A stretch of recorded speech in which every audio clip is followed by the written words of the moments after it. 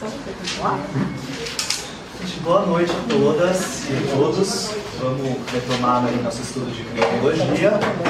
Só para vocês irem aquecendo, eu vou passar muito rápido o que a gente viu na última aula, que foi agora segunda-feira, e vocês vão falar que vocês lembram do que eu tô falando. Bom, a gente começou o estudo das escolas sociológicas do consenso da criminologia, lembram?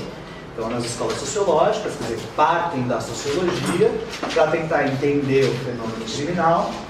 E eu disse que essas escolas que a gente ia estudar eram escolas do consenso porque elas partiam de uma determinada concepção específica de sociedade, que é uma concepção de sociedade que eu chamei de funcionalista, né, que tem as bases aí na sociologia mais clássica do Durkheim e de alguns autores da antropologia também, que isso não é o caso para vocês agora nesse momento, mas que essa visão de sociedade dessas escolas é uma visão marcada pelo consenso, no sentido de que se acredita que as normas sociais, né, que os costumes, as normas, não só as normas postas, mas as normas sociais, tudo bem?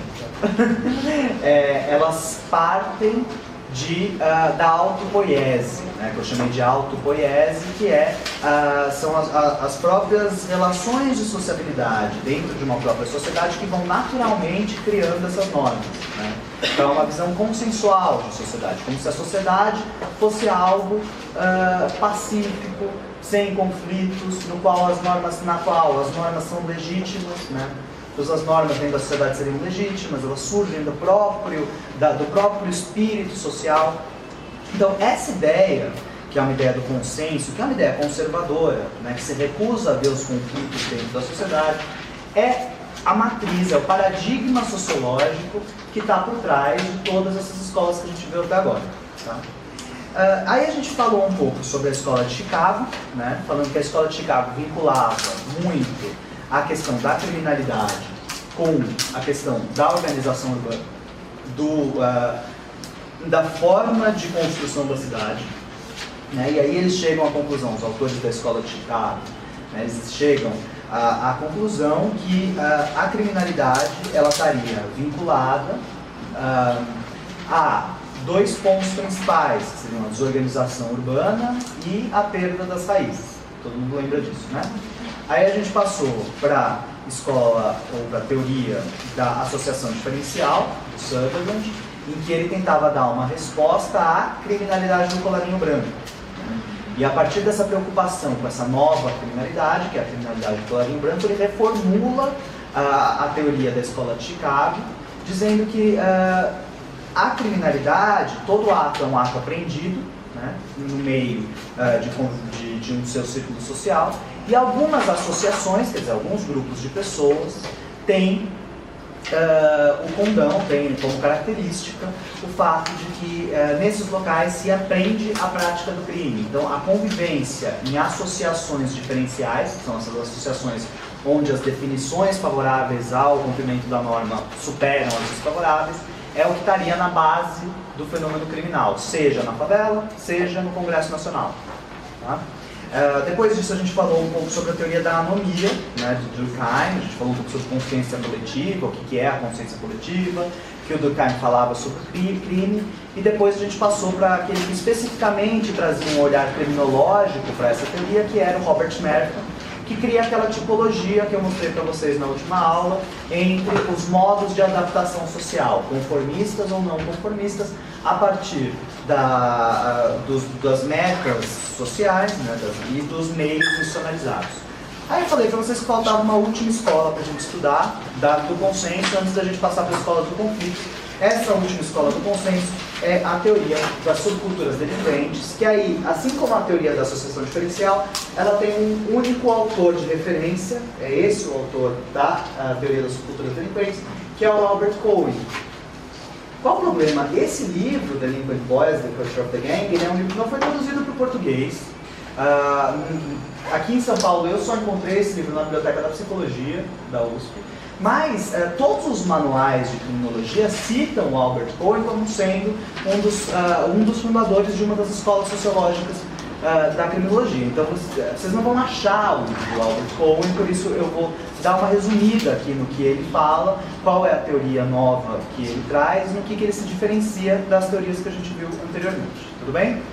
Bom, em primeiro lugar, uma questão importante a se trazer é que essa escola, a escola das subculturas delinquentes, ou a teoria das subculturas delinquentes, né, preconizada pelo Albert Cohen, ela, diferentemente das outras escolas criminológicas, ela tem um objeto muito mais específico, um objeto muito mais restrito, que são gangues de delinquentes juvenis. O Albert Cohen ele não está tão interessado em entender a criminalidade como um todo, o fenômeno criminal como um todo. O que ele se interessa efetivamente em tentar achar uma resposta é na criminalidade dos jovens, de gangues de jovens, e ele, como é um autor americano, ele está falando especificamente das gangues de jovens nos Estados Unidos. E são essas as gangues que ele vai estudar. E ele vai trazer algumas conclusões a partir de o que leva essas gangues de jovens a cometerem seus crimes, certo? Bom, essas gangues de jovens, elas têm, isso pelo que ele observa, né, nessa época, então a gente está falando aí dos Estados Unidos dos anos 50, essas gangues, elas tinham dois principais delitos que eram praticados por essas gangues, que eram os pequenos furtos, né, a gente não está falando aqui de furto de caixa eletrônico, furto de avião, pequeno furto de loja, furto de coisinha, furto de celular, furto, na época não tinha celular, mas é o que hoje furto de celular que é o que mais tem, né? Mas esses furtos de pequenas coisas. E, por outro lado, outro delito que era muito praticado por essas gangues de jovem eram os delitos de vandalismo. Então, pichar muro, destruir coisas, esse tipo de coisa que qualquer jovem saudável deve fazer para ser uma boa pessoa. Bom, esses eram os crimes, né, que eram identificados nessas gangues de jovens. E aí o Cohen vai tentar entender por que se formam essas gangues de jovens, né? E aí ele vai ter uma aproximação, ele vai ter uma visão muito crítica acerca da própria sociedade norte-americana. Ele parte do pressuposto de que todo ato consciente nosso se volta a tentar resolver algum problema, né? Então, enfim, qualquer coisa que eu vou fazer é para resolver algum problema, é para trazer alguma solução para algum problema. Se eu vou até a cantina comprar um pão de queijo é porque eu estou com fome, enfim, essa é coisa bem simples. E aí, ele, a partir dessa visão, né, de que quando esses adolescentes se juntam em gangues e começam a praticar esses pequenos delitos, qual o problema que eles estão tentando resolver? Quer dizer, qual o motivo disso? O que traz essa motivação? Por que efetivamente um adolescente vai e picha um muro? Por que um adolescente vai e furta uma porcaria que não é pela porcaria, né? Não é pela canetinha, pela bala que ele furtou? O que está por trás disso? Né? E aí o Cohen vai começar a dizer que parte, né, de uma constatação que a sociedade norte-americana, a sociedade norte-americana é uma sociedade que ele chamou de WASP. O que é uma sociedade WASP? É uma sociedade white, ou seja, branca, anglo-saxão,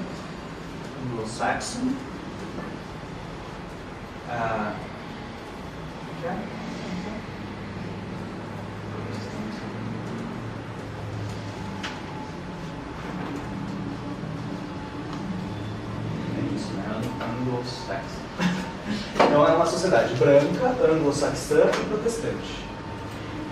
Essa é a sociedade norte-americana. A sociedade norte-americana é branca, anglo-saxã e protestante. A uma primeira vista, vocês vão responder o quê? Assim, quando você pensa em um americano, pensem num americano, num gringo americano. Como que ele é? Branco? Anglo-saxão e protestante. Agora pense um pouquinho mais. Pense, se você para pensar, será que a maioria da população norte-americana realmente é branca, anglo-saxã e protestante? Não, a gente tem um monte de latinos, imigrantes, negros, católicos, pessoas ateus, pessoas pobres. Essa é a imagem que a cultura norte-americana tenta vender acerca de quem é o cidadão norte-americano. Na verdade, não são assim. Só que essa imagem falsa é uma imagem falsa, uma imagem de uma parte, de uma elite, que se vende mundialmente como sendo o padrão norte-americano, que não corresponde à verdade. Né? Esse mito, essa imagem, essa mentira, essa falsa percepção da realidade, de que a sociedade toda é assim, quando na verdade ela não é, tem consequências. E uma dessas consequências, talvez seja a mais cruel das consequências, é a imposição de uma pressão sobre esses jovens pobres, que não são brancos, não são anglo-saxões, não são protestantes, no sentido de que a pobreza deles, o fracasso deles, se deve exclusivamente à sua própria incompetência. Aqui a gente está fazendo uma crítica bastante central do que vocês já devem ter ouvido falar, que é a meritocracia. A meritocracia está na base da ideologia capitalista. Porque é a crença falsa na meritocracia, quer dizer, é a crença nessa mentira, que faz com que a gente continue legitimando o sistema capitalista. De acordo com o sistema capitalista, se você se esforça, se você trabalha, se você é uma boa pessoa, o que acontece com você? Você fica rico e você vence na vida. Você não vai ser um loser, você vai ser um winner na sua vida. Tem essa coisa muito forte nos Estados Unidos do loser. Né? Você é um loser, o perdedor. Né? Esse é o máximo da crueldade dessa mentira que é a meritocracia. A meritocracia parte do pressuposto que se você fracassou, a culpa é integralmente sua. Se você não conseguiu virar o Bill Gates, a culpa é da sua incompetência. Esse é o discurso meritocrático, que é um discurso extremamente cruel, na medida em que quem não é branco, quem não é anglo-saxão, quem não é protestante, vai ter muito mais dificuldades para conseguir um emprego, que seja uma vaga no ensino superior, que seja, do que uma pessoa branca, protestante e de classe média alta ou rica. Então, na verdade, o sistema capitalista é extremamente injusto, como todos sabem, só que atribui a culpa pelo fracasso daqueles que fracassaram exclusivamente às suas próprias vítimas, que são aquelas pessoas que são excluídas do mundo do trabalho, são aquelas pessoas que são excluídas do mundo do mercado por conta de terem nascido em bairro de periferia, de não terem tido acesso à melhor educação formal, de se adequarem ao que se chama de estereótipo delinquencial, simplesmente às vezes porque são negras e por isso são mais abordadas do que as pessoas brancas pela própria polícia, de terem mais dificuldade de conseguir um emprego, e quando conseguem um emprego são mais mal remuneradas, como no Brasil negros ganham significativamente menos, ainda que nas mesmas funções que pessoas brancas. Agora, o que o capitalismo vem, aponta o dedo na cara dessa pessoa e fala, isso tudo é culpa sua. Se você se esforçasse mais, você conseguiria. Se você não conseguiu, é porque você não se esforçou. Quando a gente tem esse raciocínio crítico, a gente consegue entender isso. Mas quando você é criado nisso, quando você é um adolescente que está entrando na sua fase de formação identitária, quer dizer, está saindo da infância, entrando na adolescência, e você tem um discurso midiático, você ouve na TV, você ouve nos jornais, você ouve dos seus amigos, você ouve dos seus professores, diariamente, que se você fracassar, a culpa é sua. E você percebe, pensando num adolescente aí, 12, 13, 14 anos nos Estados Unidos, pobre, negro ou hispânico, você percebe que seu pai, também pobre, negro, hispânico, fracassou na vida, que ele mal consegue o sustento para te manter vivo, para você poder comer, para você poder... e que ele trabalha às vezes 14, 20 horas por dia, uma coisa que você não quer para você mesmo. E você vai percebendo que a sua vida vai ser igual, que a sua vida também vai ser uma vida de fracasso. E quando a sua vida for uma vida de fracasso, ainda o sistema todo vai apontar o dedo na sua cara falando que a culpa disso é sua. Porque se você não está tão bem quanto o menino branquinho de classe alta, se você não está tão bem quanto ele, a culpa é sua. Isso causa uma dor muito grande, é a dor do fracasso. Só o próprio nome já traz uma carga de dor. Né? Imagina você, uma criança, um grupo de 13, 14 anos, sentindo em si a dor do fracasso. Você fracassou, você vai fracassar. Sua família fracassou, seu pai fracassou, todo mundo fracassou, você vai fracassar e a culpa é sua. Isso causa uma dor muito grande. É uma dor, um sofrimento, isso é um sofrimento. para esse menino. E aí, a partir disso, e o Cohen recorre, inclusive, à psicanálise, Freud, para tentar entender o que se passa na cabeça desse adolescente a partir dessa dor do fracasso, de que forma ele tenta fazer alguma frente, superar essa dor. E aí, ele vai chegar à conclusão, a partir da pesquisa com essas gangues, que passa pela cabeça desses adolescentes que seria importante que eles deixassem de considerar como relevantes as grandes metas impostas pelo sistema capitalista. Como assim? É uma coisa que o Freud, né, o próprio Freud, o Sigmund Freud, ele chama de formação reativa. Quer dizer, alguém que forma a sua identidade a partir da reação a um sofrimento que lhe foi imposto antes. Então, o Freud dá alguns exemplos na psicanálise, por exemplo, daquela criança que gosta, por exemplo, de brincar com os próprios excrementos. Isso é super comum. Quem tem filho pequeno sabe que o filho pequeno vai querer uma hora brincar com o cocô, mostrar o cocô pra tia, mostrar o cocô pros vizinhos, né? Isso é normal. A psicanálise fala que o natural do desenvolvimento psicossexual do indivíduo passa por uma fase anal, e nessa fase anal é quando a criança percebe que ela começa a produzir, que ela produz alguma coisa, só que a primeira coisa que ela produz é cocô. Mas é o momento em que ela percebe que ela consegue alterar alguma coisa no mundo, que ela produz, que ela não só consome, que ela produz. Isso é importante, e ela quer mostrar isso para as pessoas. Só que normalmente os pais, o que eles fazem? Eles brigam com a criança. Você não pode mostrar seu cocô pra tia, a tia não quer ver o seu cocô. E aí brigam com essa criança. E a criança começa a achar que o que ela produz é sujo. Se ela começa a achar que, até porque cocô é sujo mesmo, mas se ela começa a ter ela pode desenvolver uma neurose. E aí muitas pessoas chegam na terapia, por exemplo, com uma compulsão por limpeza. Aquela pessoa que lava a mão toda hora, que toma 15 banhos por dia, e aí vai pra terapia e fala, por que eu sou assim? Eu tenho essa compulsão por me lavar. E às vezes ela descobre que isso é uma formação reativa, quer dizer, ela teve tanto prazer em brincar com o próprio excremento no começo, isso é uma hipótese, pensando numa pessoa, né, mas isso acontece em terapia. Ela teve prazer nisso quando ela era criança, e em algum momento ela foi tão reprimida nisso pelos pais, ela chegou a acreditar que aquilo era nojento, e aí ela desenvolve o oposto. Ela desenvolve uma mania de limpeza, justamente porque em algum momento ela sentiu prazer com seus próprios excrementos, algum tipo de prazer de ver aquilo, né, que saiu dela, e foi reprimida pelos próprios pais, e a partir daí ela, ou por quem cuidava dela, e a partir daí ela desenvolve uma formação reativa, quer dizer, algo que se forma na reação daquilo que foi reprimido. O Cohen ele traz esse conceito de formação reativa para a questão social nesse sentido. Quer dizer, aquele menino que ele sabe que ele vai fracassar, você não vai ter patrimônio, você não vai ser rico, você vai ser um perdedor, e aí ele vai se construindo, vai construindo sua própria identidade com o seguinte discurso: sou perdedor mesmo e gosto de ser perdedor. Eu gosto da destruição, eu gosto de ser o oposto daquilo que a sociedade quer que eu seja. Né? E aí ele vai dizer que a personalidade desse menino é formada a partir dessa formação reativa, quer dizer, dessa dor que ele sente por ser considerado um fracassado pela sociedade, pela cultura em geral, e aí por isso ele tende a rejeitar os valores dessa mesma cultura que o está fazendo sofrer. Então, se os valores da cultura capitalista são a meritocracia, são o patrimônio, são a ordem, o que ele vai cultuar? A desordem e a dilapidação, a destruição do patrimônio.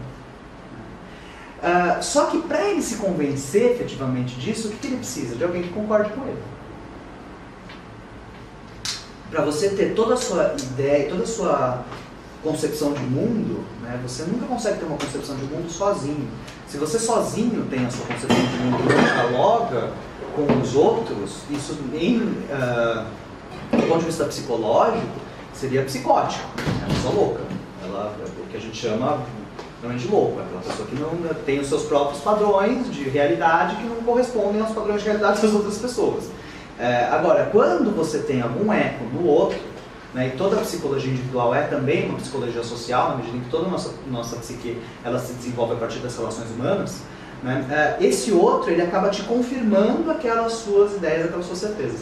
Então, o que ele vai dizer é que esses meninos, eles tendem a se unir em bandos, em grupos, em gangues, de meninos que tiveram uma história muito parecida de vida. Porque aí uns convencem os outros de que esse é o caminho, de que aqui a gente consegue uma estratégia de subjetivação razoável, que a gente vai sofrer menos, se a gente ficar aqui junto, entre a gente, e se a gente negar esses valores que fazem a gente sofrer. Então eu não sou um perdedor, na verdade eu que não queria mesmo. Isso é coisa de criança, vocês já viram criança, né? Você não pode ter isso aqui, eu não queria mesmo. Você não pode vencer na vida, eu não queria mesmo.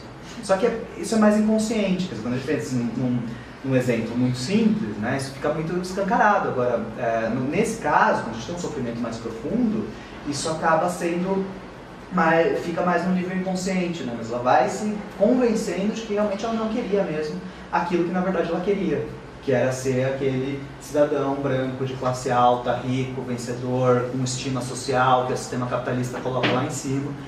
Todo mundo queria ser isso, todo mundo quer estima, todo mundo quer ser respeitado, todo mundo quer ser um vencedor na vida. Mas a partir do momento que você vê que você não vai conseguir, o que esses adolescentes fazem? Eu não queria mesmo, eu quero ser o oposto disso aí. Eu quero criar problema para essa sociedade. Eu quero irritar, eu quero incomodar. Né? E aí, esse grupo de adolescentes, de jovens, se formam uma gangue.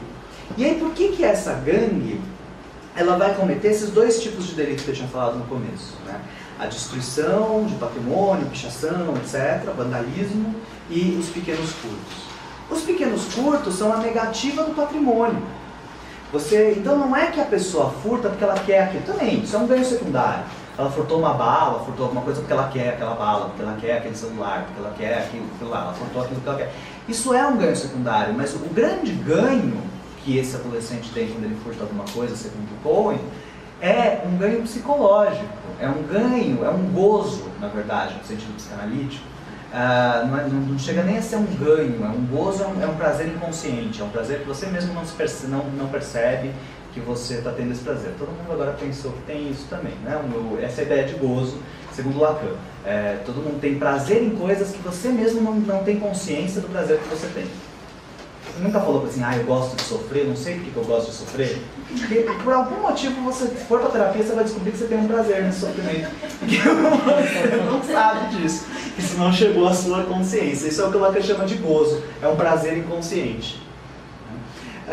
Então, o que está por trás desse pequeno furto? Seria muito mais essa ideia de um gozo, de um prazer inconsciente, de negar a propriedade, de negar esses sistemas capitalistas de troca de coisas por dinheiro. Quando você furta alguma coisa, você está negando isso, eu não preciso pagar por isso. Eu não preciso respeitar o cânone da propriedade. Eu posso simplesmente ir lá e pegar o cânone. E por outro lado, também a pichação, o vandalismo, também nega a propriedade nesse sentido, quando você vai e picha o muro do outro. E por outro lado, nega outra coisa, que também é muito essencial no sistema capitalista, nessa sociedade WASP, que é a ordem. Não é? Então, negar a ordem, negar a limpeza, negar a higiene, negar esses valores da sociedade americana, né? Higienistas, no sentido de que tudo tem que ser planejado, tudo tem que ser limpo, tudo tem que ser uniforme. Se você destoa disso, você tem que ser esmagado, você tem que ser jogado para outro canto. A partir dessas constatações, então, o Cohen vai dizer que a delinquência subcultural ela tem, sobretudo, 3 características. Quais seriam essas características? Ele vai falar da malícia, que é o prazer perverso na conduta, que é aquilo que eu chamei de gozo em termos psicanalíticos. O Cohen vai chamar de malícia, ou enjoy right em inglês, mas foi traduzido como malícia, que é essa ideia de um prazer perverso na conduta. Há um prazer, ainda que inconsciente, em se pichar um muro, em se furtar alguma coisinha. Não é simplesmente pela coisa em si. Por outro lado, não o utilitarismo, o vandalismo, esses pequenos furtos, eles não servem exatamente para nada. Eles não servem, é diferente de eu vou roubar um caixa eletrônico e vou ficar rico e vou ganhar milhões. Isso serve para alguma coisa, ou se serve. Agora, roubar uma bala, roubar um tênis, roubar uma porcaria, pode servir para alguma coisa, pode conseguir um trocado, mas não é utilitário. O risco não vale a pena de você furtar essas porcarias ou pichar um muro. Então, ele também vai colocar como característico não utilitarismo. A delinquência em si, ela não tem um objetivo consciente. Ela tem um objetivo inconsciente, que é justamente a malícia, que é esse prazer perverso na conduta. E, em terceiro lugar, a negatividade. O que ele quer dizer com negatividade? A delinquência subcultural, ela adere à polaridade invertida dos valores sociais gerais. Então, se a propriedade é um valor social geral, a delinquência subcultural vai negar a propriedade. Se a ordem é um valor social geral, a delinquência subcultural vai negar a ordem. Então, a negatividade é uma adesão aos valores sociais pelo seu inverso. Dá para entender essa ideia? A adesão aos valores sociais pelo seu inverso. Qual o problema disso aqui? Por que a gente chama isso de uma subcultura delinquente e não de uma contracultura? Há uma diferença muito grande entre contracultura e subcultura. A subcultura é uma cultura dentro da cultura. Você tem uma cultura dita geral, que é essa cultura da classe média, o laço e tal, que é a cultura mais aceita pela sociedade, pelo menos, ainda que não espelhe grande parte da população, ela é a cultura que se vende como uma cultura mais aceita, que é essa cultura laço, que é ordem, etc. E dentro dessa cultura geral, você tem uma subcultura, uma gangue, que tem uma cultura diferente. Só que essa cultura diferente é uma caricatura da cultura geral, pelo seu inverso. Não é uma visão crítica sobre a cultura geral. Esses meninos não estão fazendo uma crítica do sistema capitalista. Eles não estão fazendo uma crítica do sistema higienista norte-americano. Eles não estão fazendo uma crítica do racismo. Eles estão simplesmente aderindo a esses valores pelo seu lado negativo. Eles não estão fazendo nada que seja efetivamente transformador ou revolucionário do ponto de vista social. O que seria a contracultura. Quando você tem, por exemplo, a contracultura no Brasil nos anos 60, a música popular brasileira, Caetano, Gil, etc., usando saias, negando os gêneros, apontando o dedo na cara do racismo, falando contra a ditadura, isso é contracultura. Você tem um grupo de pessoas criticando a cultura que está aí numa visão racional, a partir de uma visão consciente. Agora, esses grupos, eles não têm essa dimensão crítica da cultura geral. Então eles simplesmente aderem à cultura geral a partir do seu oposto, vira uma gangue que é um produto do sistema capitalista. Não é algo que vai contra o sistema capitalista, é um produto. É algo que é absorvido pelo sistema capitalista. Essas crianças, elas inclusive acabam tendo alguma funcionalidade, no sentido de você vender mais alarme, vender mais portão de ferro, contratar mais segurança privado, todo esse tipo de coisa. Então, na verdade, isso não põe em risco a cultura. É simplesmente o grito desesperado de jovens que foram cuspidos para fora da engrenagem no sistema capitalista. Dá para entender essa diferença? Beleza. Aqui, para vocês terem uma dimensão disso, eu gosto de passar alguns documentários. Vocês lembram quando eu estava falando da Escola de Chicago, eu falei para vocês darem uma olhada naquele documentário que chamava Leva. Agora também do YouTube, eu queria que vocês dessem uma olhada, se possível, num documentário muito bacana que chama Picho. Que é um documentário sobre pichadores. Acho que é o que mais a gente tem que se aproxima dessas subculturas delinquentes dos anos 50 nos Estados Unidos, são os grupos de pichadores. E tem algumas coisas muito interessantes nesse documentário que mostram bastante o que está aqui. Por exemplo, um menino, já tinha um menino, assim, já tem uns 18 anos já. E aí o documentarista chega para ele e mostra uma parede, um monte de picho, aquelas letras de picho lá, aquelas coisas assim, tipo, as coisas assim. E mostra isso pra ele, do outro lado tem uma faixa, tipo, com alguma comercial de alguma coisa, sei lá, vende-se geladeira, papapá. E aí mostra pra ele, o que tá escrito ali? Ele fala, Zé Zoinho da Silva, Tado, Quebrada, Guanazes. Aí ele mostra, o que tá escrito lá? Onde tá vende-se geladeira, tá? Fala, isso aí não. Quer dizer, o menino só sabe ler bicho. Tem um menino em São Paulo, de 18 anos, que sabe ler picho, que não sabe ler português. O picho é uma corruptela, uma distorção da língua portuguesa. Quer dizer, quando esse menino está tão dentro de uma subcultura que ele não sabe sequer ler, tudo bem? Mas ele consegue ler picho. E aí, quando os meninos vão sendo entrevistados sobre... Você vê que eles correm risco de vida, mostra o menino subindo num prédio para pichar lá em cima. Quanto mais alto você picha, mais você tem estima entre a sua própria subcultura. E o menino cai lá de cima, se ferra, e quebra a perna. E alguns morrem, assim, não um documentário, mas eles contam de vários que morreram. E aí, como a gente lê isso, né?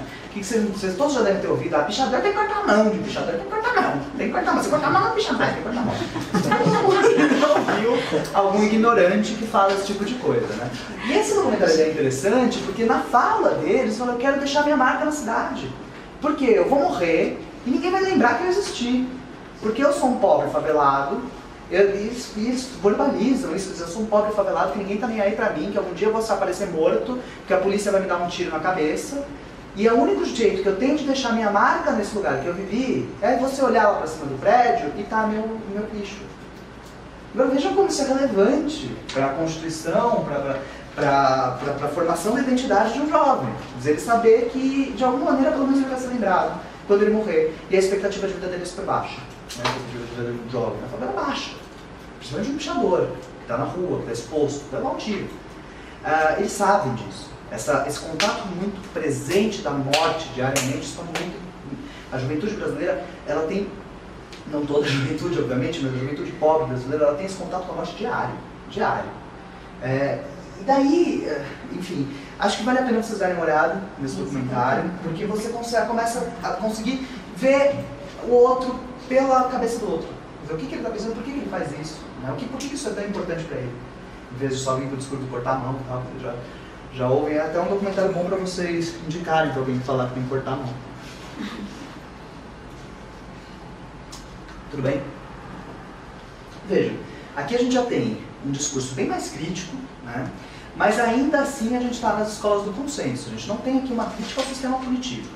Né? O que a gente tem é uma crítica à sociedade, está muito bem feita pelo Foume, nesse sentido de que a sociedade norte-americana é injusta, a meritocracia não é uma mentira, toda essa crítica ele faz.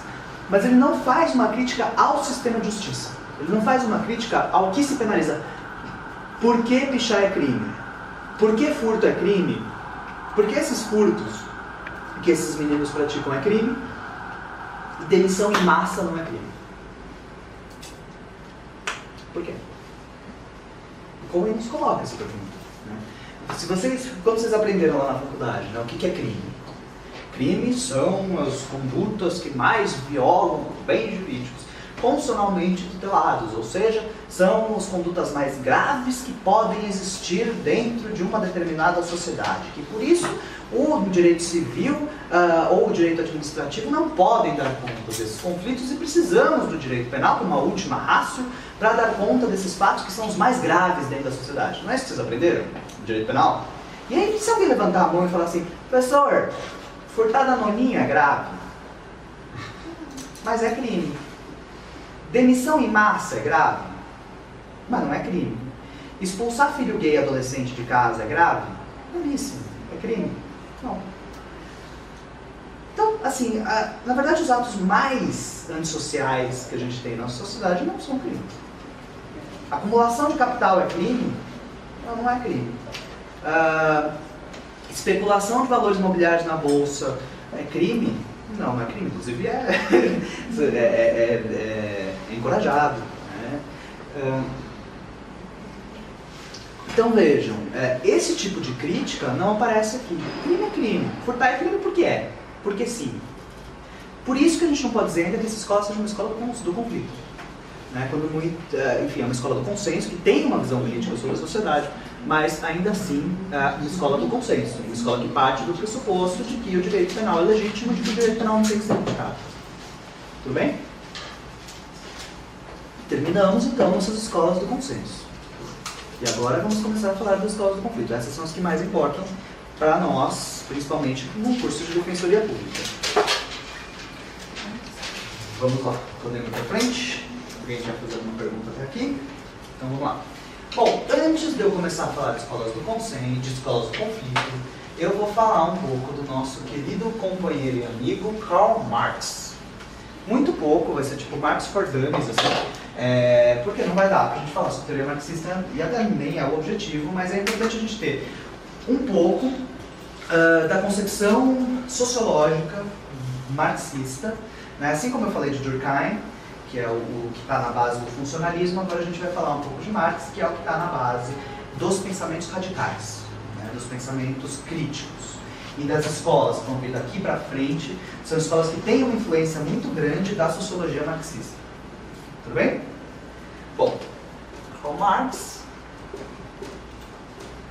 foi um economista, sociólogo, não filósofo, não em nenhum momento ele disse que falava de fazer filosofia, na verdade a ideia dele era fazer ciência, e a partir disso ele desenvolve uma teoria econômica e social que até hoje, enfim, é muito bem aceita, principalmente na academia, com as suas com algumas correções de rota, talvez. Mas aqui, o que eu vou dizer é o que ele fala principalmente no Capital, né? Em alguns outros textos esparsos. Mas a ideia é a gente entender como que funciona a sociedade a partir da obra do Marx. Não tanto a questão econômica, tá? A gente vai partir aqui de uma análise mais sociológica.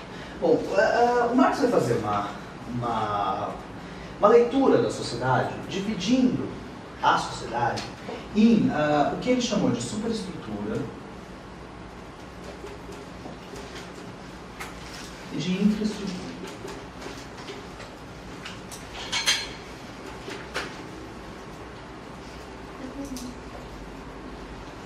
Na infraestrutura estão todas as relações de produção.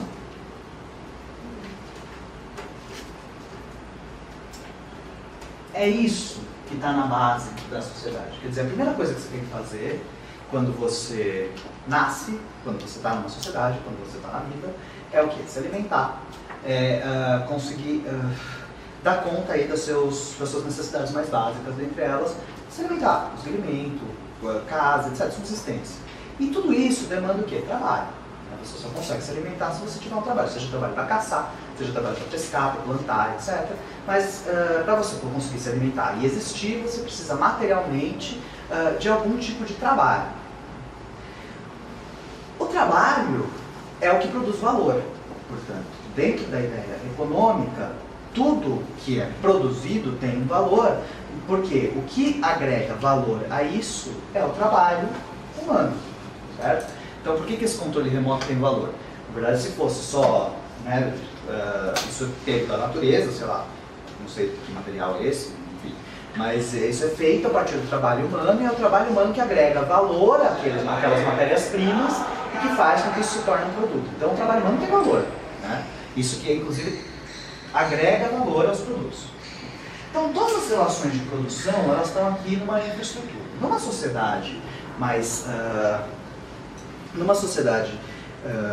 enfim, numa comunidade tribal, numa comunidade que não esteja dentro dessa órbita de influência do capitalismo, provavelmente você tem relações de produção muito mais simples. Então a comunidade planta, a comunidade caça, etc. Numa sociedade capitalista, e aqui Marx, ele está falando na virada do século XIX para o XX, e eu falei muito na aula passada da virada do século XIX para o XX, que é o momento em que tudo está querendo se afirmar como ciência, e Marx estava querendo aqui também se afirmar como cientista, tanto na sociologia quanto na economia. Nessa época, as relações de produção eram sobretudo o que a gente chama, né, hoje de sistema de produção fordista. Vocês já ouviram falar de sistema de produção fordista? O que é o sistema de produção fordista? A gente teve a Revolução Industrial, né, e a partir da Revolução Industrial se cria um modo muito mais eficiente de produção de bens e mercadorias a partir da famosa esteira de produção. Então, o modelo fordista de produção, você coloca vários empregados, né, vários trabalhadores, um do lado do outro, e cada um vai apertando um botão, e no final você tem o produto feito. Né, o produto feito a partir do trabalho de várias pessoas. Ninguém se envolve com o produto final. Quer dizer, então, minha função aqui é só apertar o parafuso direito. Eu aperto o parafuso direito, aperto o parafuso direito, aperto o parafuso direito. Eu só faço isso, eu nunca vi um rádio inteiro. A gente produz rádio, mas eu nunca vi o que sai daí. Eu só aperto esse parafuso. Marx vai chamar isso de alienação do trabalho. É um trabalho alienado, na medida em que você sequer tem o domínio daquilo que você está produzindo. Você simplesmente aperta um parafuso e o que sai lá na ponta da esteira de produção, você não tem contato, né? Nesse sistema, como que as relações de produção funcionam no sistema capitalista fordista e ainda hoje, né, no sistema capitalista em geral, mas eu falei aqui do Fordismo porque a gente teve algumas alterações quando a gente está falando, por exemplo, hoje a gente já superou, de certa forma, o sistema de produção fordista na maioria das áreas, né, apesar de ter selagem, por exemplo, ainda você ter um modo de produção fordista, às vezes até escravagista, mas a produção de alta tecnologia hoje a gente fala em modo toyotista, né, que é a produção por plataforma, em que você tem uma mecanização muito maior do trabalho, e isso cria, por exemplo, desemprego estrutural. As pessoas que estavam acostumadas só a apertar o parafuso são simplesmente mandadas embora e não são absorvidas pelo mercado e vão formar aquilo que Marx chamava de exército de mão de obra de reserva. Falei super rápido, mas tudo bem, enfim, deu para entender essa ideia, né? Então hoje a gente está num momento diferente do capitalismo, num momento que tem outras crises, num momento em que a produção é muito mais complexa, ela é muito mais mecanizada, e que talvez o grande problema que a gente tem hoje é o desemprego estrutural dessas pessoas que eram alienadas do trabalho de apertar o parafuso, que hoje não tem mais colocação em mercado de trabalho de forma nenhuma, né?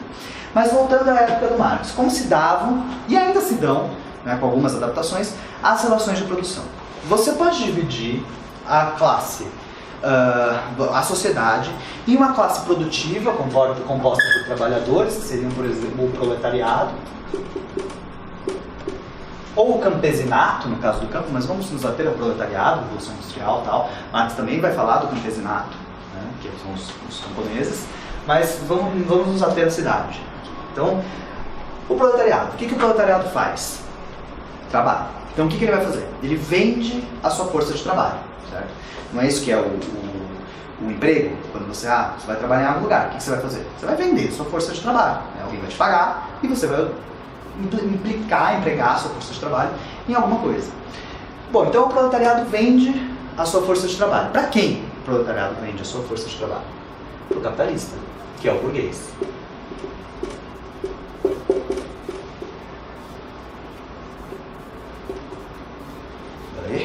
O que o burguês tem que o proletariado, o que o burguês tem que o proletário não tem? As máquinas, a terra. Maravilha. É isso mesmo. O que o burguês tem que o proletário não tem? As máquinas, a terra, os campesinos. E o que são isso? São os meios de produção. Então, o capitalista, ele é detentor dos meios de produção. E o proletário é detentor da força de trabalho, ou da mão de obra. Então aqui você tem os meios de produção, e aqui você tem a força de trabalho. A força de trabalho é vendida para o capitalista, que tem os meios de produção. E aí, como que isso tudo funciona? Tem, mas tá essas vozinhas de criança.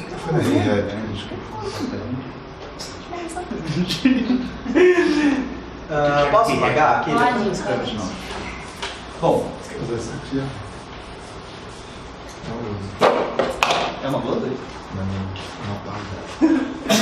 Bom, então, como que... então, voltando, né? O proletário ele vai vender sua força de trabalho. Quanto vale essa força de trabalho? Vamos chutar um valor, vai. Valor de 100. 100 reais, 100 reais é o que valeria a força de trabalho do proletário. Quer dizer, tudo que ele produziu naquele dia vale 100 reais.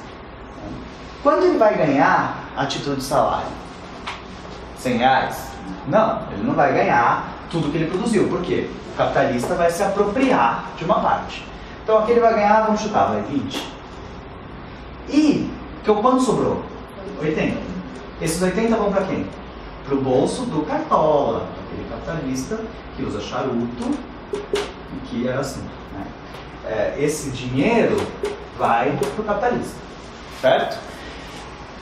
Então, como que Marx chama esse valor? Que é, exatamente, que é o quê? É o valor da força de trabalho menos salário. É igual a mais-valia. Mais-valia é o quanto que o capitalista se apropria do valor da força de trabalho do proletário. O salário é calculado a partir de uma equação que não é tão simples, mas é sempre o menor valor possível para que aquela pessoa não pereça. Então, assim, é o menor valor possível para que o empregado continue vivo. Mais do que isso, não. Se ele tem que continuar vivo, porque se ele continuar vivo, ele trabalha mais. Se ele trabalha mais, ele produz mais mais-valia. Se ele produz mais mais-valia, eu lucro mais. Então, eu, enquanto capitalista, eu quero que o meu empregado ganhe pouco, mas não tão pouco a ponto dele morrer, então o mínimo possível para que ele consiga se manter vivo. E se manter vivo e trabalhando. Se ele se mantiver vivo e trabalhando, eu estou lucrando com isso. Certo? Então, quando a esquerda como um todo vai dizer que a propriedade privada é um roubo, porque a propriedade privada é um roubo. Porque o fato do capitalista ter se apropriado dos meios de produção, ele se apropriou, por que ele se apropriou? Com o trabalho dele? Não, não foi o trabalho dele. Ele se apropriou porque ele herdou isso, porque ele era um nobre, porque ele vem de uma linhagem nobre, ou porque ele tem relações, enfim, ele se apropriou, porque ele simplesmente se apropria da terra, que é assim que hoje a gente acha que vende terreno, compra terreno, mas quem primeiro pegou aquele terreno foi simplesmente alguém que colocou uma cerca em volta.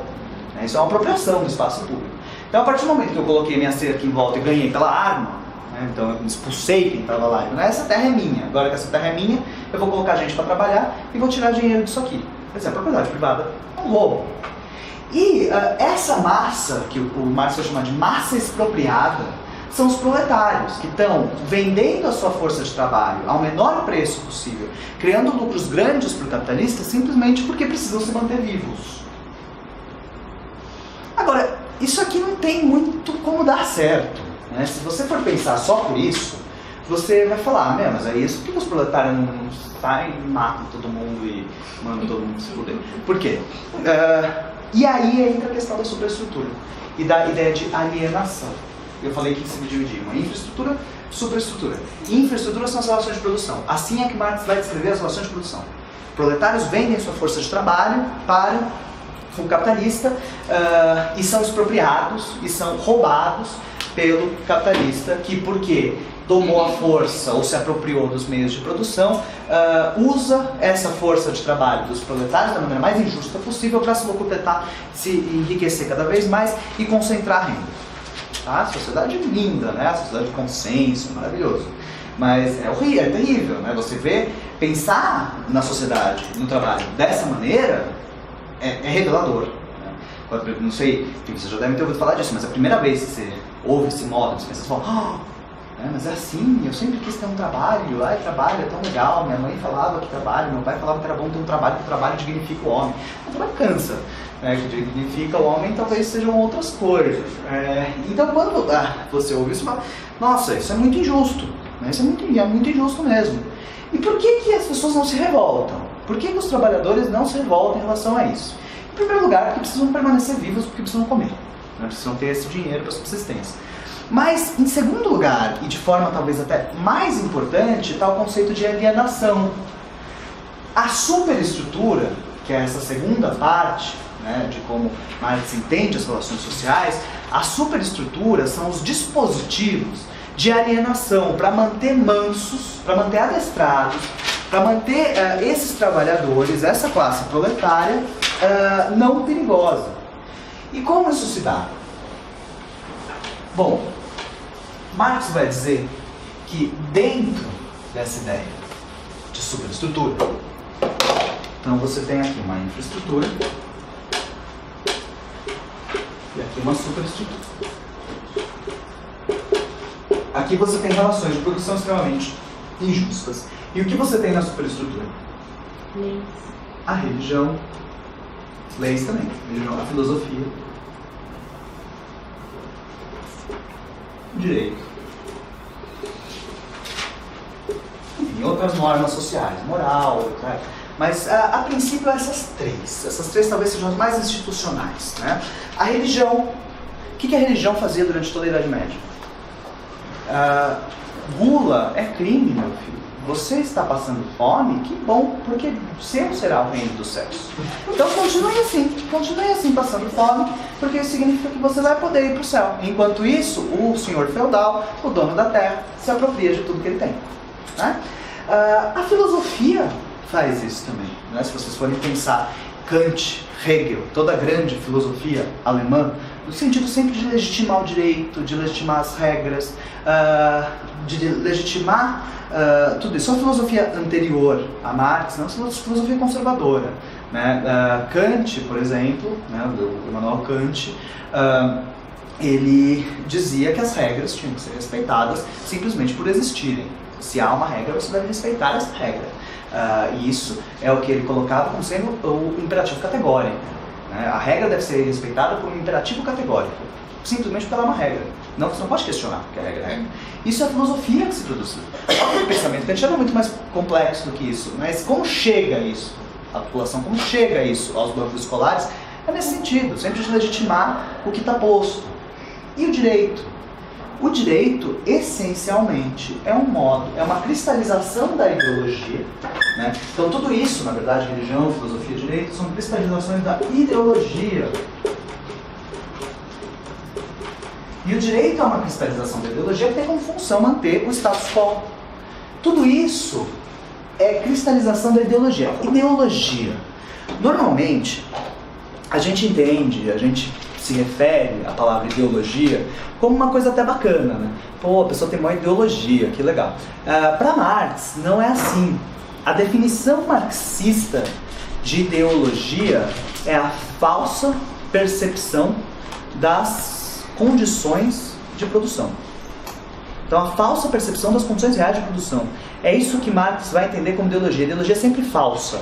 É uma falsa percepção sobre o que acontece na sociedade. É uma falsa percepção sobre como se dá a produção. É uma falsa percepção sobre o sistema de produção. Então, o que Marx quer fazer com a obra dele é trazer uma ciência que afaste a ideologia. Quer dizer, uma ciência que soterre a ideologia para que o proletário, para que essa pessoa que está sendo injustiçada historicamente, ela possa se revoltar. Ela possa trazer a revolução. Esse é o grande objetivo do pensamento econômico marxista, é a revolução. Não vamos falar aqui de revolução, mas enfim, é para isso que aponta esse pensamento. Né? Bom, então a ideologia para Marx é a falsa percepção da realidade, né? A falsa percepção sobre as reais condições de produção. E essa ideologia, ela se cristaliza em algumas instituições como são a religião, a filosofia, o direito. Dá para entender essa ideia? Vamos pensar no direito penal, né? Que aqui é nosso métier. Qual é o principal bem jurídico protegido entre aspas, pelo direito penal? Qual? A vida. Será que é a vida? Então, a pena do crime de homicídio mínima é de 6 anos.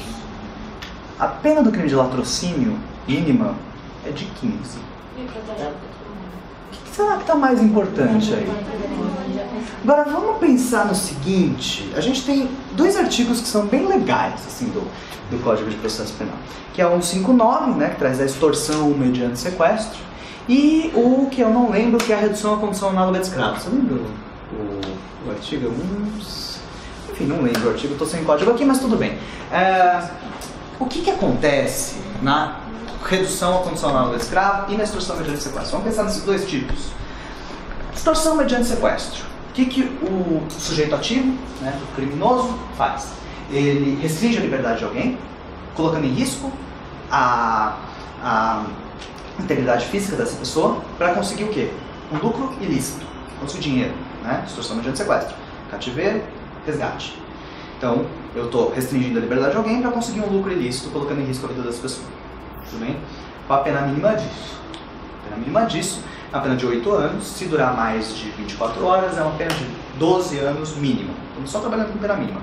Crime hediondo, segundo a lei, apesar da orientação do STF, regime inicial fechado obrigatório, com progressão em 2/5, livramento condicional se for primário em 2/3. né? Então a pessoa vai ficar presa aí por baixo em regimento de fechado semi-aberto uns 10 anos. Redução à condição análoga de escravo. O que acontece? Eu pego alguém para trabalhar de graça para mim, certo? E ganho um lucro a partir dessa pessoa sem pagar salário para ela, ou pagando salário muito baixo, ou colocando essa pessoa em condições que gerem risco à própria vida dela. Então eu pego uma criança para cortar cana para mim, não pago nada para essa criança, deixo a criança cortando cana para mim. O que eu, sujeito ativo criminoso, estou fazendo? Restringindo a liberdade de uma pessoa, colocando em risco a vida dela, para conseguir o quê? Um lucro ilícito. Ah, mas não era isso que era a condição, a extorsão de sequestro não era a mesma coisa? Eu pego, restringo uma pessoa. Qual que é a pena da redução à condição análoga de escravo? Pena mínima? 4 anos, podendo ser substituída por pena restritiva de direitos e podendo ser paga em cesta básica. É a mesma coisa. Por que muda tanto? Ah, mas talvez seja porque a extorsão mediante sequestro aconteça mais. Será que acontece mais? Vocês não abrem toda hora o jornal e veem que foi estourado um cativeiro de crianças bolivianas na Liberdade, aqui do lado? Vocês acham que hoje tem mais gente nos porões das tefelagens da Liberdade ou em cativeiro de extorsão mediante sequestro? Acho que mais gente trabalhando de graça e mais gente morrendo por causa disso. E por que não tem ninguém, zero pessoa presa por causa disso? Compensação por extorsão mediante sequestro tem um monte. O que muda de uma coisa para outra?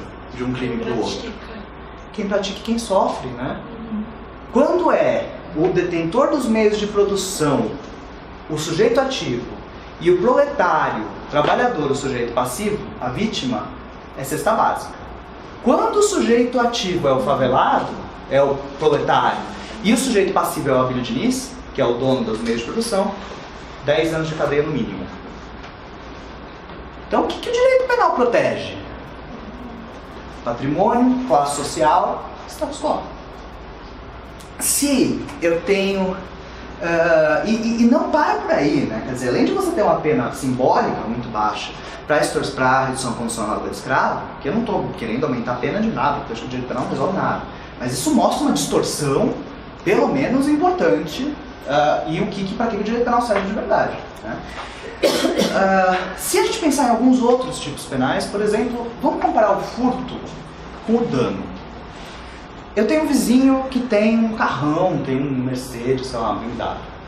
Aí eu vou lá e furto o carro dele. Eu tenho uma inveja, eu quero esse carro, furto o carro dele. Eu vou entrar para um furto, certo? Esse furto, ele tem uma pena mínima, se for simples, de 1 ano, se for qualificado, de 2 anos. Tem um monte de gente presa por furto. Hoje em dia a gente tem mais de 10% da população carcerária está presa por furto. Sem violência e grave ameaça de subtração de coisa. Furtei. De repente pode ser que esse carro seja recuperado, né? Se a polícia me pegar e devolver o carro, pode ser que o carro seja recuperado. Agora vamos pensar em outra situação. Meu vizinho tem a mesma BMW, mesmo Mercedes. E eu tô cagando pro Mercedes dele. Na verdade eu odeio meu vizinho. Então eu vou lá e põe fogo na Mercedes dele. Eu boto gasolina e põe fogo na Mercedes dele e falo, haha, e vou embora.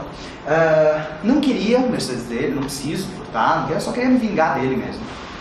Se a polícia me prender, vai ser recuperada a Mercedes? Não, porque eu já taquei fogo nela, certo? E qual vai ser a minha pena? 2 meses. Se eu destruir uma coisa de alguém, eu pego 2 meses de pena, nem pego, vai pro GCRIM, vai pro termo circunstanciado, transação penal. Se eu furtar a mesma coisa de alguém, 2 anos.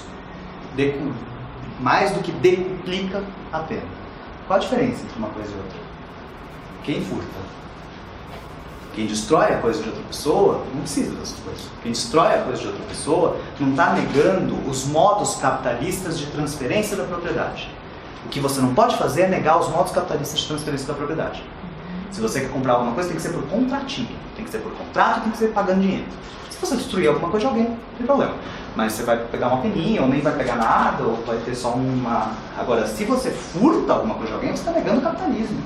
Você está negando a compra e venda de bens. E aí isso não pode. Não pode ter transmissão de propriedade entre uma pessoa e outra sem o aval das formas, dos instrumentos capitalistas de transferência da propriedade. E aí quem que vem para proteger isso?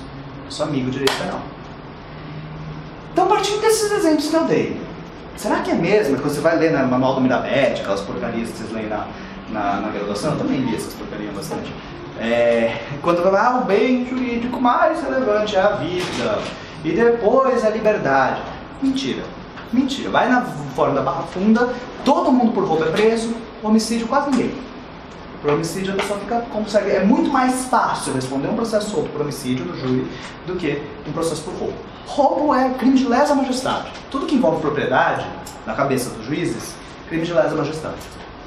Então é para isso que serve o direito. Nisso Marx está muito certo. O direito é uma cristalização da ideologia.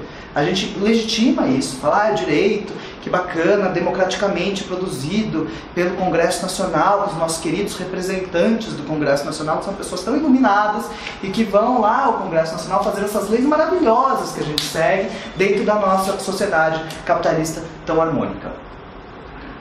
Não é isso, né? E o que o Marx está falando justamente não é isso. Não é isso. Direito reproduz dominação. O direito serve para você manter o status quo, para você manter as coisas exatamente da maneira como elas estão. Essa é a visão de direito que a gente vai ter a partir de agora, que a gente vai ter nessas escolas do consenso, do conflito. Então, o que marca a sociedade é o conflito. É um conflito de classes, é um conflito entre a classe proletária e um conflito entre a classe dominante. É isso, é daí que nasce a sociedade. Sociedade é conflito, sociedade é guerra, sociedade é animosidade entre classes sociais diferentes. Sociedade não é autopoética, não é harmônica, não é consensual. Sociedade é conflito. E por isso, as escolas que a gente vai ver a partir daqui são escolas que levando em conta esses conflitos, fazem uma crítica radical, não só à sociedade como um todo, mas ao direito, a forma como se aplica o direito, a forma como os juízes aplicam a norma, a prisão, ao sistema de justiça, aos juízes. É isso que a criminologia tem que começar a criticar. Não é ficar chutando cachorro morto e ficar criticando ou fazendo a crítica, né, ou fazendo a análise, o estudo daquele que cometeu o crime, que cometeu o furto. Por que ele cometeu esse furto? Lá porque ele cometeu esse furto, não importa porque ele cometeu esse furto. Agora vamos estudar por que 10% das pessoas que estão presas hoje estão presas por furto. Por que a gente tem o país que mais prende no mundo, né, que o Brasil hoje é o país que mais cresce a sua taxa de população carcerária no mundo, já é o terceiro país que mais cresce no mundo, e ninguém pensa no fato de que a gente está numa política de extermínio, num genocídio. A política penal no Brasil é genocida, né? A gente tem um número de mortes inaceitáveis dentro do sistema penal, não só execuções sumárias por policiais, como também dentro das unidades prisionais, e essas pessoas que morrem quase inevitavelmente são negros e são pobres. Isso tem nome, chama genocídio. O Brasil, que é o cordial, que é o brasileiro é cordial, é bonzinho, é bacana, não tem guerra é o cacete. Na verdade, a gente está promovendo um genocídio da população preta, pobre e periférica. É isso. Se você for pensar, por exemplo, que a expectativa de vida de um negro pobre é muito menor da de um branco rico, que a expectativa de vida de uma travesti de 30 anos, a gente está promovendo um genocídio porque elas são mortas pela polícia, porque elas são presas e mortas dentro da cadeia, ou porque, ainda que a gente tenha hoje em São Paulo, pelo menos um PCC, uma hegemonia do PCC que faz com que eles não se matem mais entre si, se você tem um apendicite, você morre no sistema penitenciário, porque você vai ficar chamando escolta para te levar para o hospital e não vai. Então assim, eu atendia diariamente no situação carcerária, como ainda tendo hoje na defensoria, mães que chegam lá porque o filho acabou de morrer dentro da prisão. A gente, anteontem, conseguiu uma indenização para uma família, que o filho estava preso, ele tentou se matar durante 2 vezes dentro da prisão, e aí o que os guardas fizeram? Colocaram ele numa cela solitária, com um lençol, fecharam a porta, deixaram ele lá, como se for. Isso é só mais uma das mortes naturais que acontecem dentro do sistema prisional. Por ano, só em São Paulo, mais de 800 mortes naturais. Mais de 800 pessoas sendo mortas pelo Estado dentro das unidades prisionais. E se você for contar também a atuação da polícia, dos grupos de extermínio dentro da polícia, 60% dos homicídios praticados em São Paulo são praticados pelo Estado contra a juventude preta, pobre e periférica. Isso tem nome, genocídio. Ninguém fala isso porque estamos todos alienados, achando que o direito vai nos salvar. Na verdade, o direito está nos matando, não nos matando, porque eu não estou nessa classe vulnerável. Quem está na classe vulnerável sabe e tem que saber disso. Então, enfim, é isso. Vamos, então, mais pra frente, tentar vincular isso a outras coisas. Então aqui a gente tem um grande pé, né, Professor, pode tirar uma dúvida? Claro. Eu estava lendo sobre isso um tempinho atrás, eu não entendi muito bem uma coisa. Não sei se era um vídeo que eu estava vendo, e dizia que tudo que aparece na superestrutura fica justificado pela infraestrutura, mas eu não entendi muito bem isso. Onde que estava? Não sei se eu entendi isso, mas deve ter um... Foi tentar entender. Foi num vídeo dizendo que tudo que aparece na superestrutura acaba sendo justificado pela infraestrutura. Aí até deu exemplo dentro do Obama, se eu não me engano, mostrava o Obama e tal. Então, o Obama, ele só aparece, mas na verdade o que justifica são as relações, toda coisa que está por detrás disso. Faz todo sentido. Eu acho que esse texto, não sei exatamente o que ele estava falando, mas está fazendo uma relação entre... porque normalmente a gente entende superestrutura e infraestrutura como coisas distantes, separadas. E na verdade elas têm uma comunicação, né? Então, por exemplo, quando se aparece a religião, né, tem um reflexo na infraestrutura. Vamos pensar naquele exemplo da gula, né? Quando a pessoa vai lá no confessionário e fala, estou sem comer e tal. Isso tem um reflexo. O que aparece na superestrutura tenta dar uma justificativa para os problemas da infraestrutura que estão causando ruídos dentro da manutenção do status quo. Então, se você tem um período de fome muito grande, você tem uma exaltação muito grande do jejum. Entendeu? É meio essa a ideia. Se você tem um período de pobreza muito grande, você tem uma exaltação muito grande da pobreza como um valor católico, por exemplo, a condenação pela Igreja Católica da usura, do lucro. Hoje a gente tem uma religião falando de uma ostentação, uma vida boa que Deus pode dar. É verdade, tem muito isso, né? A gente percebe que além de ser dessa forma, essas ideologias, elas ainda vão se moldando conforme a sociedade vai mudando. Então, antes a gente tinha que falar que a gula era pecado, hoje a gente tem que falar que Deus vai te dar. E isso aquieta a pessoa, porque ela começa a ter aquela esperança de que não, um dia Deus vai mudar a minha situação. Perfeito. Mais ou menos assim. O Weber, né, que é um outro sociólogo, um desses 3 pilares principais da sociologia, o livro principal dele chama Ética Protestante e Espírito do Capitalismo, em que ele vai dizer justamente que uma sociedade capitalista, ela, para se desenvolver, é muito difícil que ela consiga desenvolver pela ética católica. E aí ele tenta explicar por que nos Estados Unidos o protestantismo alavancou um crescimento econômico muito grande, justamente porque essas igrejas pentecostais, não as pentecostais que vêm das protestantes, elas não condenam a usura, não condenam o lucro. Só que ao mesmo tempo é um outro discurso superestrutural alienante, no sentido de que você não pode se revoltar, você não precisa lutar pelos seus direitos, você tem que ser resiliente e trabalhar muito pro seu patrão, porque um dia você vai... Então, na verdade, essas igrejas, elas reafirmam o discurso meritocrático. Se você está sofrendo hoje, é uma prova que Deus quer que você faça, mas que no final... Mesmo que a funcionalidade é a mesma do discurso católico. Mas só essa questão, se você pega o discurso católico e tira a condenação da usura, você chega no discurso das igrejas protestantes, mas continua exercendo essa mesma função. Meu pai estava me contando outro dia, eu achei muito interessante isso, que um cliente dele, endinheirado, de empresa, tal, ele é dentista, estava falando que quando ele precisa que ele trabalha com construção, ele tem uma empresa que trabalha com... Quando ele precisa de mão de obra para construção, tem um dia naquela Catedral da Fé, lá, sei lá, no Templo de Salomão, que é o dia do culto para o desempregado, daquela pessoa que está procurando emprego. E quer que ele vai com uma van na frente e coloca lá, contrata-se gente. E a pessoa sai de lá e vê aquilo e fala, é um milagre. E ele contrata essas pessoas que estão na igreja e ele fala, essas pessoas são ótimas, porque elas ganham, elas não reclamam do salário, elas não bebem, elas não fumam, elas não dão trabalho, elas cuidam bem da família, elas não faltam, elas não estão de ressaca, elas são ótimas. Então veja o capitalista falando, olha que bom, a igreja vem e treina eles direitinho para eles serem bons funcionários, para mim ganharem pouco. Quer dizer, isso não é tão inconsciente assim, né? O capitalista sabe disso, ele sabe que esse discurso religioso... e aí a pessoa, quando vai, ela ainda sai do templo e consegue um emprego saindo do templo de Salomão, mas ela vai falar, isso aqui é um milagre. Então, ela não vai pedir aumento, não vai brigar com o patrão, porque ela vai falar, não, se Deus vai me castigar. Foi uma porta aberta por Deus. Olha que coisa mais perversa. Né? E ele falando assim, eu falei, nossa, vai que escroto isso. Eu não vi ele falando, meu pai que contou isso. Nossa, que cliente escroto que você tem. Mas enfim, todos os clientes do meu pai são meio escrotos. Por isso que eu não fui com a odontologia.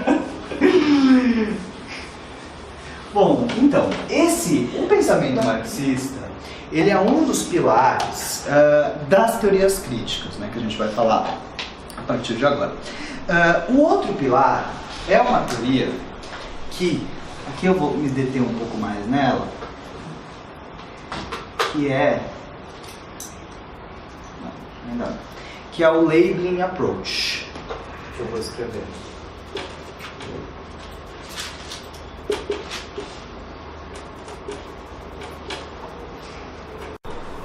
Vamos falar bem dela, Labeling Approach. Às vezes vocês vão encontrar labeling com um L só, às vezes é labeling com 2 L's. Isso depende se é inglês britânico ou americano, mas normalmente com 2 L's eu acho mais bonito. O Labeling Approach, traduzindo literalmente, seria a teoria do etiquetamento ou da rotulação social. Então, label é selo, etiqueta, rótulo. Approach é uma abordagem. Então, a abordagem do rótulo, a abordagem da rotulação social, a abordagem do etiquetamento. Essa foi uma teoria que surgiu na sociologia norte-americana nos anos 60. Nos anos 60, vocês, enfim, acho que a maioria de vocês não estava nascido nos anos 60, mas nos anos 60 vocês sabem que a gente teve um movimento contracultural bastante grande, né? Woodstock, movimento de contracultura no Brasil, resistência contra a ditadura, resistência contra a guerra do Vietnã, pacifismo, movimento beatnik na literatura, os Panteras Negras, o movimento feminista nasce, toda essa ebulição de gente insatisfeita com as condições sociais, que vão se organizando em movimentos sociais. Isso é algo que os anos 60 foram muito inovadores nesse sentido, né? Então, aqui só para, enfim, um breve contexto social dos anos 60, né? Você teve a Guerra do Vietnã e uma oposição muito forte à Guerra do Vietnã por parte da sociedade norte-americana, movimento hippie, né, do Woodstock e tal, movimento beatnik, que era mas basicamente o movimento beatnik são autores da literatura dos anos 50 nos Estados Unidos, por exemplo, Kerouac, que você já tem ouvido falar, Bukowski, ou enfim, poetas, né, como Ginsburg e tal, que faziam poesia marginal, né? O livro mais importante, talvez, do movimento beatnik, que é o On the Road, né, o Pé na Estrada, do Kerouac, é uma história de uma viagem muito louca, regada a drogas e marginalidade pelos Estados Unidos. Ele cruza os Estados Unidos e vai conhecendo gente muito doida ao longo do caminho. Ainda você tem uma absorção dos estudos sobre drogas pela academia. O Timothy Leary era um psiquiatra, né, que ele populariza o LSD fazendo estudos sobre o LSD, o ácido lisérgico, que acaba sendo usado, por exemplo, pelos Beatles, por boa parte das grandes estrelas do rock, etc. Por isso que eles compõem Lucy in the Sky with Diamonds, LSD. Muita gente fala que isso é uma apologia, de certa forma, ao uso de LSD. Então as drogas começam, a população começa, a sociedade começa a ter uma relação diferente com as drogas. O pacifismo, o feminismo, né, Nancy Fraser, que é uma americana que dá início, dá um pontapé inicial aí nessa crítica do modo de viver das mulheres norte-americanas. O movimento negro, o Luther King, o Malcolm X, Panteras Negras, etc. Na América Latina, resistência às ditaduras, pela nossa contracultura. Então, o que isso tudo aqui tem de comum, né? Isso tudo tem de comum o fato de que se começa, do ponto de vista cultural, a se questionarem as normas postas. A droga que é proibida, peraí, vamos estudar a droga, será que ela faz tão mal assim quanto fala? O Estado está promovendo a guerra, eu sou contra essa política de Estado. Eu sou contra o Nixon, né, o presidente da guerra do Vietnã. Então, os jovens iam à rua para falar que eles não queriam o Nixon no poder, que eles não queriam a guerra do Vietnã. Então, o Estado, as normas, as regras, aqui, o movimento negro, isso fica muito claro. Vocês lembram da Rosa Parks, né, que nos anos 60 ela ficou famosa porque ela estava sentada num ônibus, e aí chega um branco e o branco manda ela sair e ela se recusa a sair. E pelas normas, pelas leis de vários estados norte-americanos, se chegasse um branco, você tinha que levantar, se você era negro, você tinha que sair. E essas são as leis do apartheid. O apartheid norte-americano, também conhecido como Jim Crow, né, o sistema Jim Crow, era um sistema que durou até depois dos anos 60, né, as leis foram sendo reformadas a partir dos anos 60, a partir do movimento negro, anos 70, 80, que traziam diferenças brutais entre negros e brancos nos Estados Unidos. Quer dizer, isso é lei, a lei é justa, então não é só porque é lei que é justo, né? aqui a gente teve também, a gente não pode esquecer também que nos anos 60 a gente ainda está, de certa forma, na ressaca da Segunda Guerra Mundial, né, quando o nazismo, por meio da lei, por meio do Estado, exterminou milhões de pessoas. Então, quando você começa a questionar se as leis são justas ou não, isso abre um campo para a sociologia, para que a sociologia comece a estudar o desvio de uma maneira diferente do que se estudava até agora. Até aqui, o desvio, o desviante, aquele que não pertence ao comum, ele sempre foi visto como alguém que fosse desviante, que trouxesse em si o desvio. Né? Quando se fala da ideia de um desvio ontológico. O que é a ontologia? A ontologia é o estudo das coisas como elas são. É o estudo das coisas de uma maneira concreta. Quer dizer, o ontológico é o que há no plano das coisas, é o que há no plano da realidade. Então, quando se acreditava até aqui, né, ou não se questionava, que o desvio fosse ontológico. Quer dizer, que a pessoa ela é desviante porque ela nasceu assim. Quer dizer, que a pessoa é desviante, que o desvio que faz de uma pessoa não pertencer à sociedade é o fato de que ela em si é uma pessoa que não se adequa aos padrões sociais. E isso começa a mudar. Quer dizer, por que, vamos pensar, né, no mais simples, né, no mais fácil da gente entender, enfim, porque é uma luta muito mais, talvez, bem colocada, a questão do movimento negro, né, todos conhecem e tal. O fato da pessoa ser negra, nos Estados Unidos até esses momentos, até os anos 60, era tido como um desvio em si. É óbvio, na cabeça de um americano dos anos 50, WASP, branco, etc., na cabeça dele é óbvio que um negro é menos inteligente que um branco. É óbvio que um negro tem que ser servil a um branco. É óbvio que... Isso é óbvio. Entendeu? É óbvio, é do plano das coisas. O negro é pior porque ele é negro. Nunca se questionou isso. No Brasil não se questionava isso também. Antes do movimento negro não se questiona isso. Que o negro é pior porque ele é negro. Que o negro tem que ter menos direitos simplesmente porque ele é negro. Ninguém se questiona que o negro é escravo porque é negro. Ninguém questiona, ninguém questionava isso. Quer dizer, o desvio era visto como algo ontológico, é assim porque é. Ninguém estudava o processo histórico que leva a esse etiquetamento, a essa rotulação do negro como alguém inferior. Isso é um rótulo que é posto de fora por dentro. A única coisa biológica que há em ser negro é a melanina. O resto é social.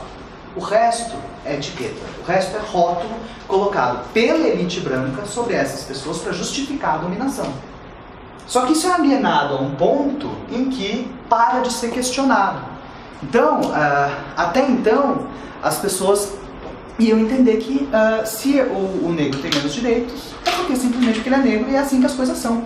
É assim que as coisas são no plano ontológico, é assim que é o mundo. E aí, quando eu estava falando da questão do crime, porque ser negro é ser desviante nesse contexto. Né? Ser mulher é ser desviante nesse contexto. A mulher não pode trabalhar fora, a mulher não pode ser chefe de família. A mulher por quê? Porque ela é mulher, ué. Não há que se questionar isso. Então, e esse tipo de raciocínio, que ainda hoje existe, né, de ontologização do desvio, ou seja, de deixar de fora o fato de que tudo isso é um processo social de etiquetamento. Em relação à loucura, por exemplo, o que faz uma pessoa ser louca? Por que alguém é internado? Porque se rotula aquela pessoa do modo que ela é, né, o modo que ela se coloca, como sendo louca e como não podendo viver em sociedade. Por que a gente não pode viver com loucura? Se a gente sabe que as pessoas com transtorno mental praticam muito menos crime, muito menos atos de violência do que as pessoas sem transtorno mental, por que a gente encarcera as pessoas com transtorno mental dentro de manicômios e comunidades terapêuticas? Alguém se questiona? Não, é assim, é louco tem que ser internado, lugar de louco é onde? No hospício. Lugar de negro na senzala, lugar de mulher na cozinha, lugar de novo é no hospício. Não é assim que sempre foi? Então, é essa crítica que começa a ser feita. E a teoria do Learning Approach vai justamente tentar desmistificar essas coisas. Falando, não, peraí, de onde vem essa concepção de que o negro é pior, de que a mulher é pior, de que a pessoa com transtorno mental tem que ser encarcerada num hospício? De onde vem isso?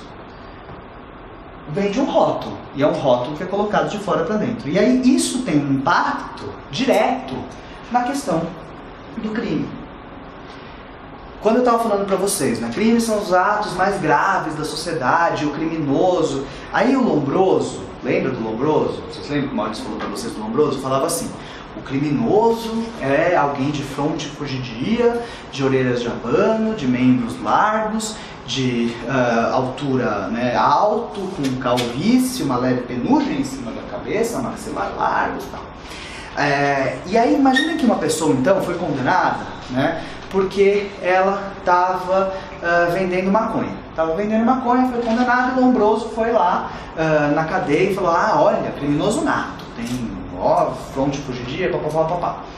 Aí no dia seguinte, o Congresso Nacional dá a louca e descriminaliza o uso da maconha, como aconteceu no Colorado e em vários estados dos Estados Unidos. Então a pessoa deixa de ser criminosa, né? Porque ela era criminosa, porque a lei falava que a maconha era crime. A partir do momento que... E aí o Lombroso vai lá e fala: olha, mudou, ela não tem mais orelha de abano, não tem... Não! Entendeu? Então o que faz dela criminosa não é a orelha de abano, é a lei. Se a lei não existisse, ela não seria criminosa. Essa ideia, quer dizer, criminoso não é aquele que nasceu criminoso, até porque se ele atravessa a fronteira, por exemplo, a mulher que pratica aborto, criminosa no Brasil, atravessa a fronteira para o Uruguai, não é mais criminosa, e atravessa a... Como que isso pode ser ontológico? Como que isso pode ser de nascença? Como que a gente pode tentar ver no corpo daquela mulher se ela é criminosa ou não? Se uma vez que ela passa pela fronteira, ela deixa de ser criminosa. Ou seja, esse raciocínio de todo o positivismo criminológico não se sustenta. Faz assim. Por quê? Todas essas teorias que tentavam buscar por que as pessoas cometem crimes deixavam de fazer uma pergunta anterior, que é: quais são os fatos criminalizados nessa sociedade? Por que aqui o furto é criminalizado e a demissão em massa não é? Esse tipo de pergunta, que é uma pergunta anterior, ela tem que ser feita antes de você começar a tentar descobrir por que as pessoas praticam crimes, uma vez que você nem sabe o que é o crime. Ou quais são os processos de criminalização? Ou o que faz algo ser tornado crime ou não? Dá para entender essa ideia? Isso é uma coisa muito óbvia, não é? Que destrói toda a criminologia que se fez antes, de certa forma. É muito óbvio que o criminoso é aquele que a lei fala que é criminoso. Se a lei não falar que é criminoso, ele não é criminoso.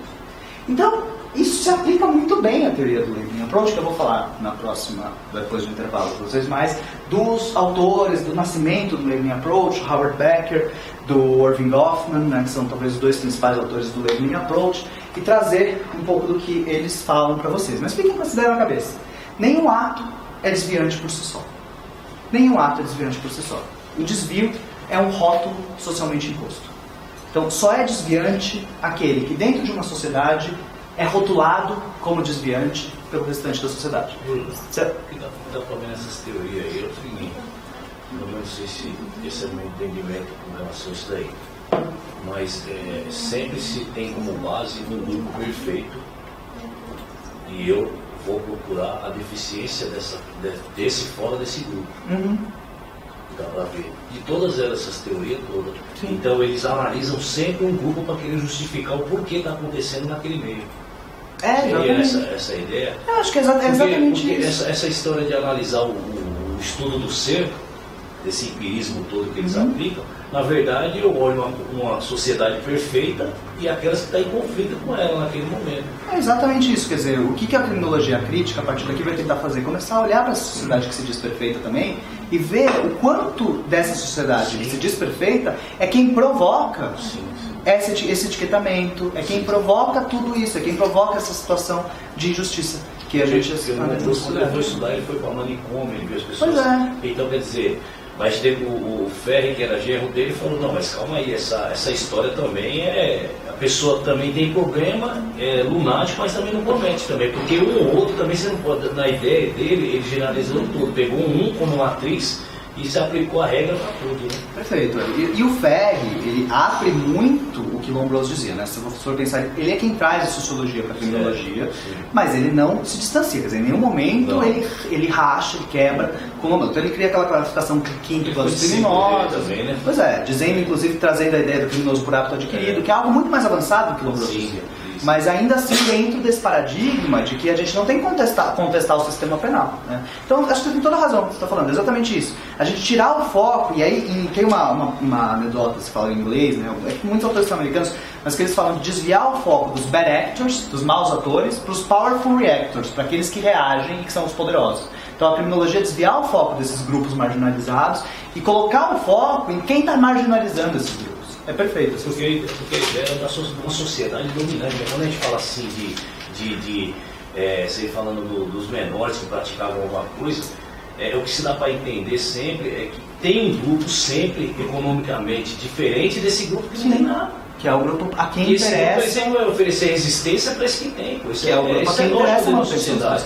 É o que acontece no dia de hoje, que aconteceu no passado, vai acontecer sempre. Perfeito, é essa mesma ideia. E aí, por isso, essas teorias tentam promover essa desalienação nesse sentido. Tipo, vamos começar então a ver os podres dessa sociedade que nunca foi alvo de investigação, né? Porque a ideia dos filósofos era que aquela sociedade era perfeita, então todo aquele povo que não se adequou àquele sistema. Então você era contrário àquele sistema.